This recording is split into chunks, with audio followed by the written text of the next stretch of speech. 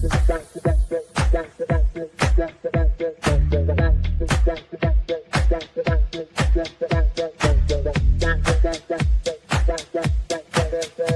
Connections Radio presents this episode of We Have the Power. We have the power. Nobody else. We have the power. So despite all that's going on in Washington these days, finding billions and billions of dollars of fraud and money being wasted, we're going to diverge from that a little bit and talk about empowerment. If you have your own band, this will be a great show for you to find out how to empower your fellow employees, how to empower other musicians, and even if you're a boss in an office setting, this may be helpful to you. Stay tuned on We Have the Power. I'm your host, Brian Gardner. We'll be right back after this important message. I promise you.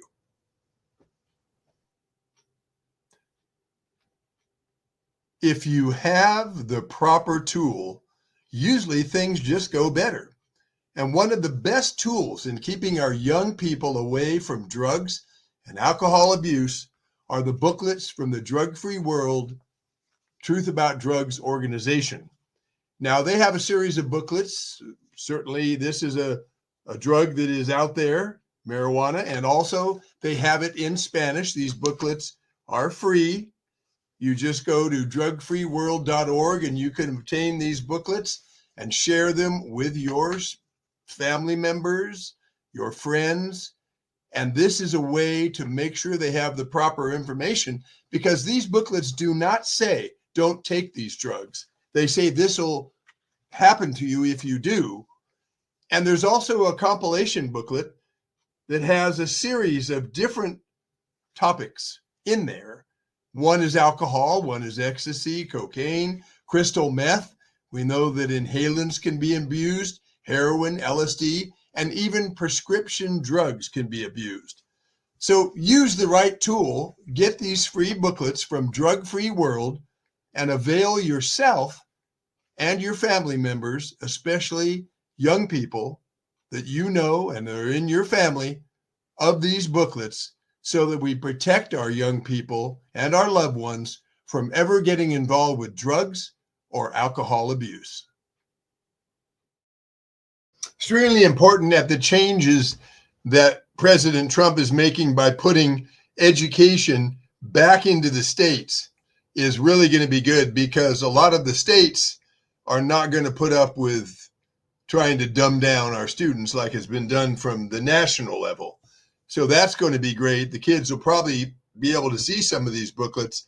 We'll have a whole generation that is smart, bright, intelligent, healthy, not using drugs, not abusing alcohol.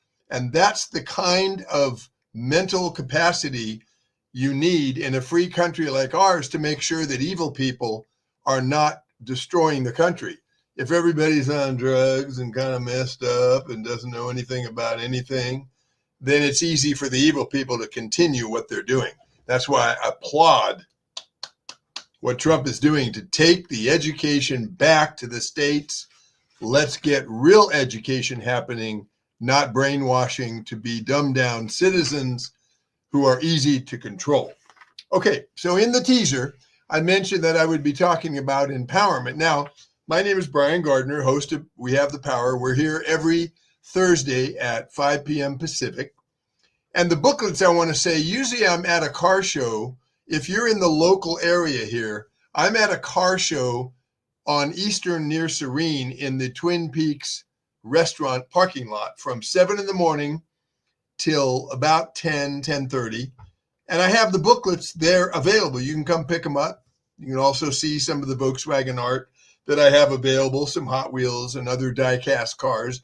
But I just wanted you to know that those booklets are available for free, and that is a place you can get them. You can go to my website, classicvwart.com, and find out where I'm going to be.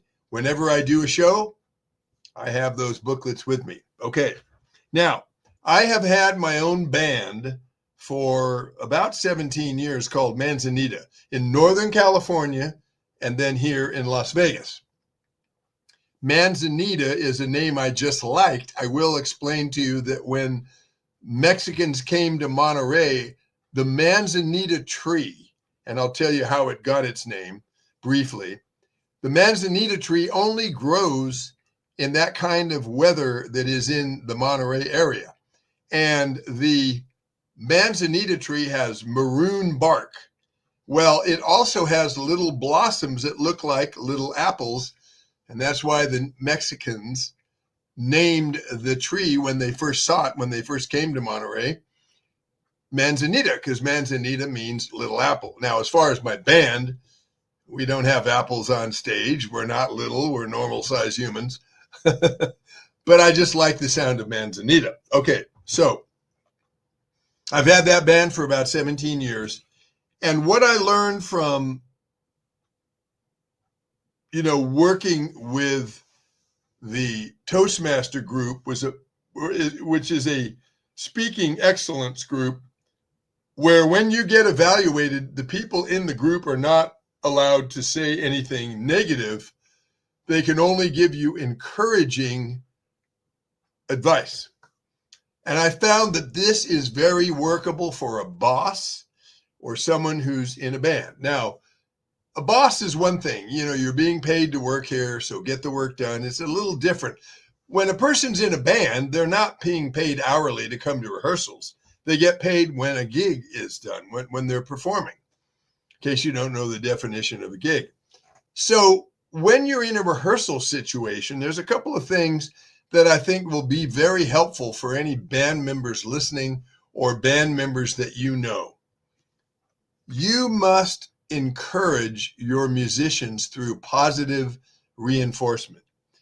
If the bass player is playing too loud, you don't want to say, hey, you're playing too loud. It sounds like crap, okay? You're just going to turn the guy off, just like in Star Trek. The shields will come up. There's no more communication. The person who plays bass will feel like quitting the band.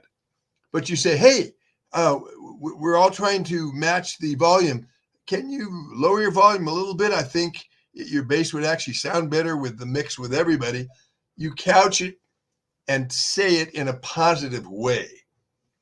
And that way the rehearsal stays harmonious. Now, let's talk about rehearsals for a minute. I think the average person who isn't a musician, who maybe works in a cubicle or just, filing or something, I'm not demeaning those jobs. What I'm saying is they wouldn't understand that a musician has to play a song they're going to do live. They have to play it, hundreds of times. I've played my original songs hundreds of times, and I don't get tired of it. I play the covers that we do many, many times, 50 to 100 times, in getting the parts right. And that's just comes with the territory. So you have to realize that some musicians might get tired of certain songs. You keep it fresh.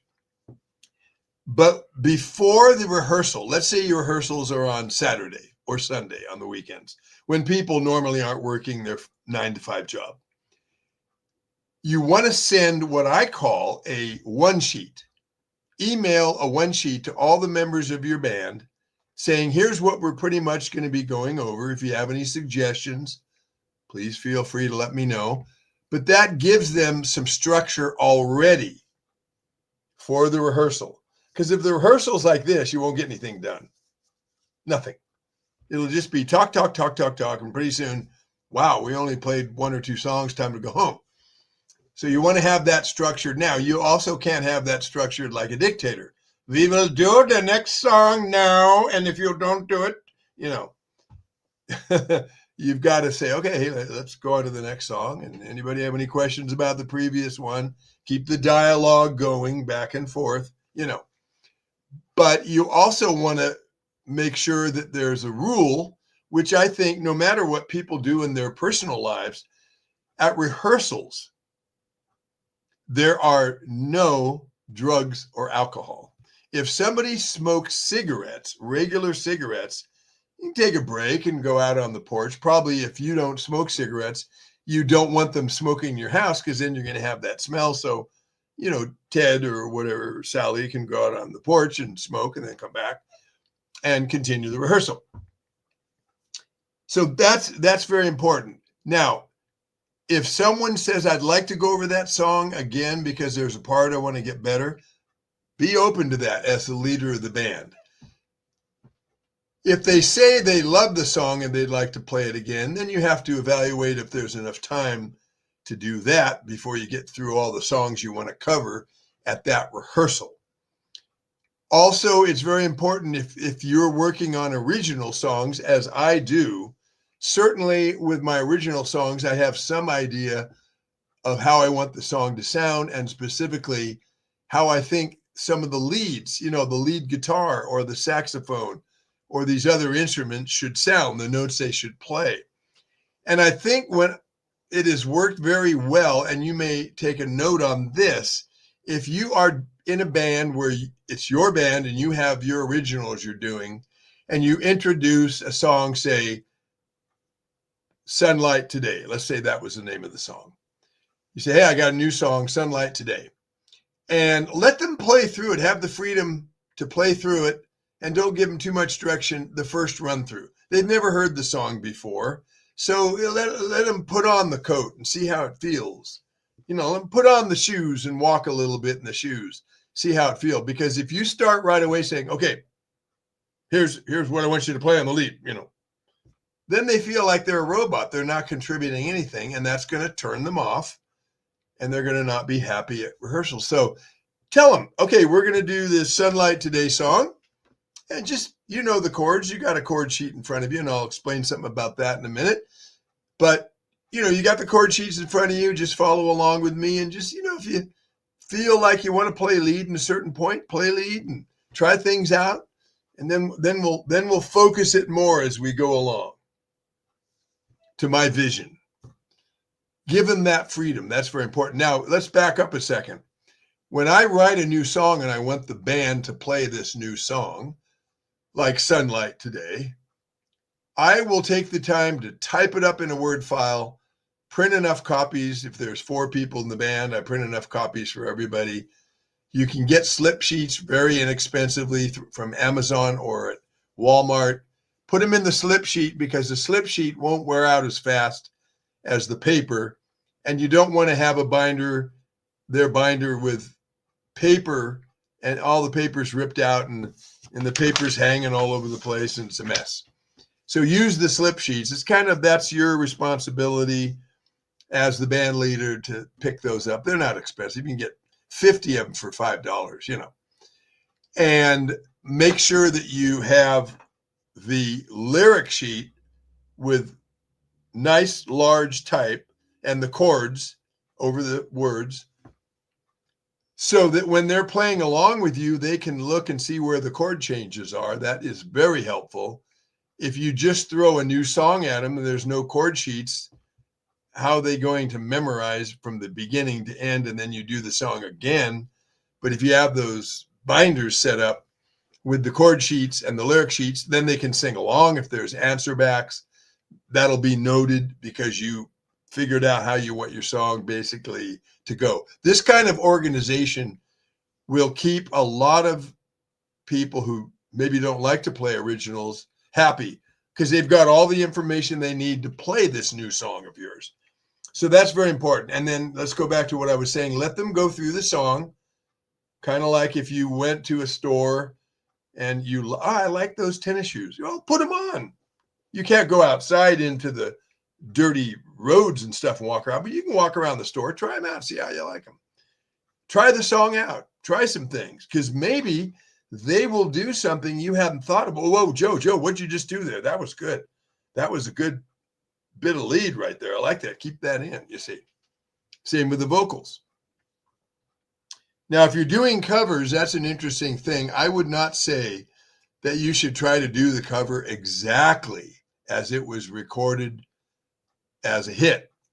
Because first of all, you may not have all the instrumentation. If you don't have a keyboard player, you certainly can't replicate strings or horns or any of that stuff, or organ or piano, of course. So try to get a version of a cover song that is comfortable for everybody to play, that they can easily remember. And if you want to do something special, make sure you have it notated on the sheet for that song. So they get reminded as they're looking at the sheet. They go, oh, yeah, here comes the part where I go, do, do, do. You know, these are all things that just you try to take away all the reasons why playing a cover or an original could be difficult or irritating. You take those kind of things away and the rehearsal goes smoothly.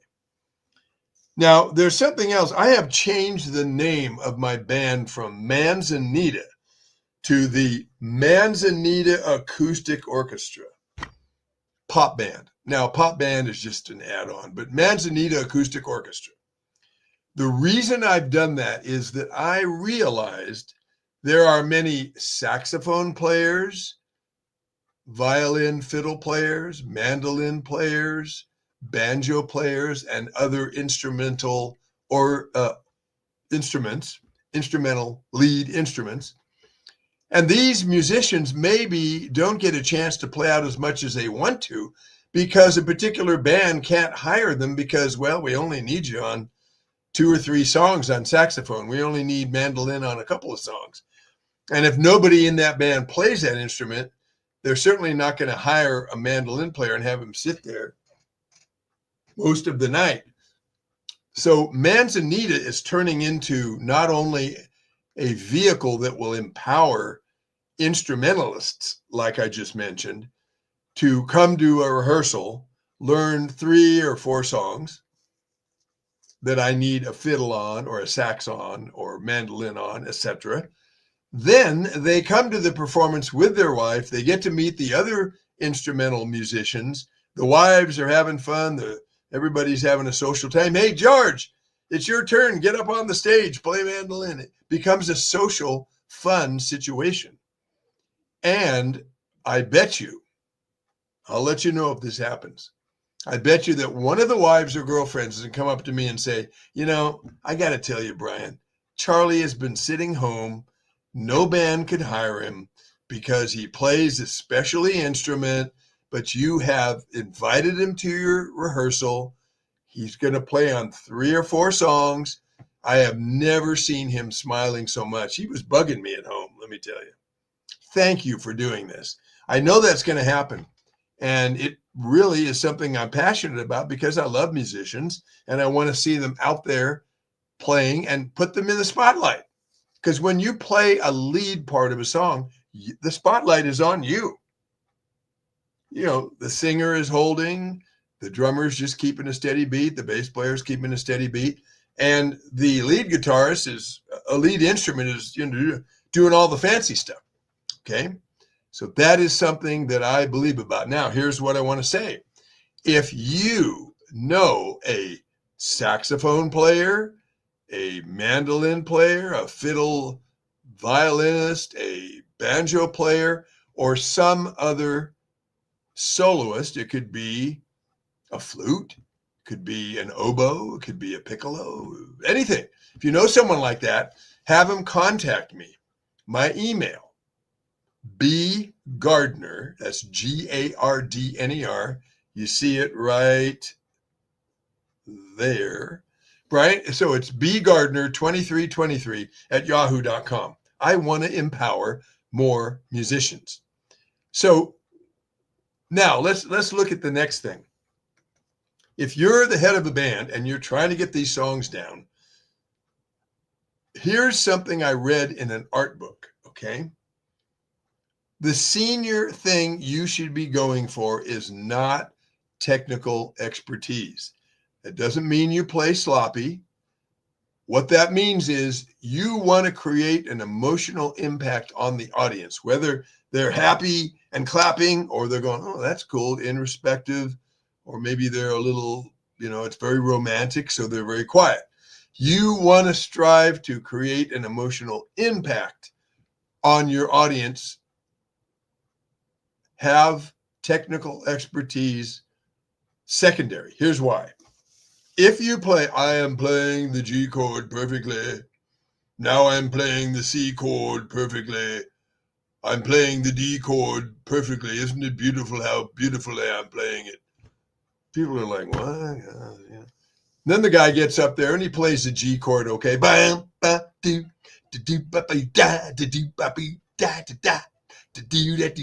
You know, now he's jiving around, he's playing the G chord, okay, but look at the difference between what I just did and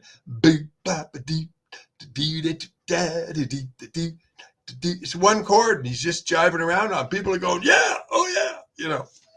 So strive for creating an emotional impact on your audience. The other thing that's very important, make sure I'm going to put a a three-letter word here. You want to get this in the trash bin, right there. You do not want to have this get bigger and bigger and bigger and bigger and bigger and bigger, right? Your passion should be to give the audience a wonderful time during your performance. They come out of the house trying to forget about the fact that it's tax time, that they got bills and problems. Maybe they didn't talk to their kid. Maybe their, mother who's living with us is, not feeling good. So they're worried about that, and on and on and on. They come out of the house to hear your music and have some enjoyment. So try to every once in a while smile. I saw a Steve Miller concert on Austin City Limits. And he's played these songs a billion times. Like I mentioned earlier, you rehearse, you play your songs a ton of times. But he was smiling while he's playing, and it looks so refreshing, so good. A smile doesn't have to be Jerry Lewis, doesn't have to be a clown. Just smile while you're playing, and interact with your audience. And make it the rule that before you come on stage, if you're having problems, I'm hiding myself completely. Your cat just died, the car blew up, you had a fight with your girlfriend, boyfriend. When you come on the stage, all that is gone. Sorry, that just comes with the territory. All that junk, whoosh, it's gone. You are a performer. You are a professional. I don't care what level you're at. You get on that stage, if you're like, my cat just died and the car blew up and my girlfriend was acting kind of weird, my boyfriend was being odd, You bring that on stage, it's like death, okay? I understand that it's difficult if your cat died, if the car blew up, if a girlfriend or boyfriend, a husband or wife is being in a bad mood. I understand how that's not fun. But when you come on the stage, bing! Hey, how's it going tonight, people? Yeah. They don't want to see your problems. They got their own problems they left at home. So that is one of the tough things of being a performer. You have to put that stuff aside somehow. And you encourage your fellow musicians to do that as well. Just looking at my notes to see if I got everything down. Now, if you have 4 people in the band and all 4 of them are trying to lead the rehearsal, that's probably not going to work. If it's your band, you should be in charge of the rehearsal. Doesn't mean you can't accept suggestions. Yeah, I think we should do that song again, Brian. Okay, yeah, let's do it once more. Sure. Be flexible. If you've done it 10 times and want to do it one more time, say, let's come back to it if we have time. Now, the other thing, if you can record your songs, I don't mean with the drums and bass and everything, just if you're the guitarist and you're the head of the band, like I am, I try to record my songs with just one guitar, one vocal. I leave spots where there's no singing, where the guitarist can practice the leads. That is a very good way because you can email that to your members. Now on their own time, they can get better and better on the song. You're not leaving that bettering to only when you're in rehearsal. Okay.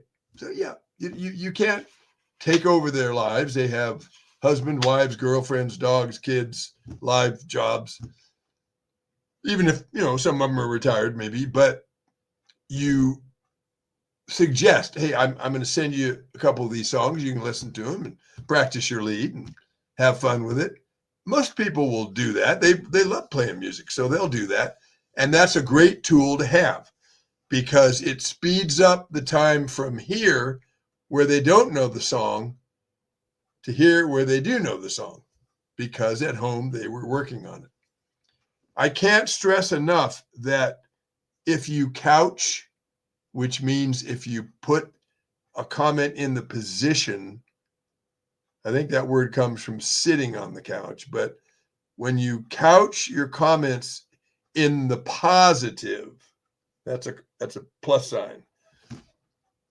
You are going to get people responding very well to that. They will even thank you. Oh, you're right. Yeah, no, I should. Yeah, let me adjust my volume a little bit. Yeah, the mix will be better or whatever.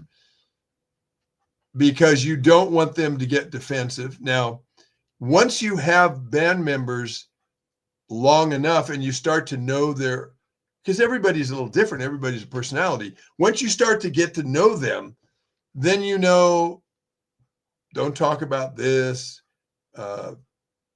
This person likes this, doesn't like this. The other thing I would say is keep politics and religion out of the rehearsal. Somebody starts saying, yeah, look what's going on with the president. Hey, let's not talk about politics or religion, because if you have two different people at polar ends of the spectrum and you start doing politics, here's what's going to happen to their interaction. Oh, yeah, it's going to get farther apart and disappear. If nobody knows what anybody's religion is, really, nobody knows what anybody's politics are, and everybody respects if they do find out, then you keep the interaction with members like this. And to be a band and to play everything on time, to play everything right, you've got to not have these things in the way that are separating you. Oh, man, George, this is politics. You don't want to have that happen. Keep politics and religion out of the rehearsals. And I hope these suggestions are very good if you are a boss or a band leader, as I am. And I'm telling you, I'm learning things every day. Now, the final thing as we run out of time here, you can gauge whether someone is a musician you want to perform with. Do they arrive pretty much on time to rehearsals? If you call them with an important message or question, do they get back to you? Is their phone constantly full where you can't leave messages for them? Do they have a phone that isn't working properly? Do they have an email? And today you just got to have an email. Do they respond to emails when you send them those emails? Because communication is very important. I wouldn't say it'd be a bad thing to go over how important communication is with your fellow members. If you're going to a gig and you get a call because you're the head of the band from the place where you were going to be performing, and the guy says, you got to move it back an hour, I had a water spill or whatever, you want to be able to get in touch with those musicians so they don't drive there and sit for an hour with nothing to do. Well, if their phones aren't working right, their phone is always full of messages, that's not going to be so good, especially if the owner says, look, we had a death in here, the police are in here. I mean, this probably never happened, but we're closing down for the day. No gig. Man, you need to get in touch with your people. So these are things you can watch for on a little mental checklist. Do they arrive on time? Do they seem to know their songs from rehearsing a little bit at home? Can you reach them when you need to? Very important, no matter how good the musician is. I hope this has been helpful. This has been We Have the Power, and this is how we give power to our fellow musicians and employees. Positive reinforcement. Although you keep moving them toward the ideal scene of a better and better musician, a better and better employee. Okay, thank you for watching. We'll see you next Thursday at 5 p.m. This has been We have the power. I'm your host, Brian Gardner, and a musician. Cheers. PR Connections Radio thanks you for watching this podcast. Check out more episodes of this show and our others at prconnection.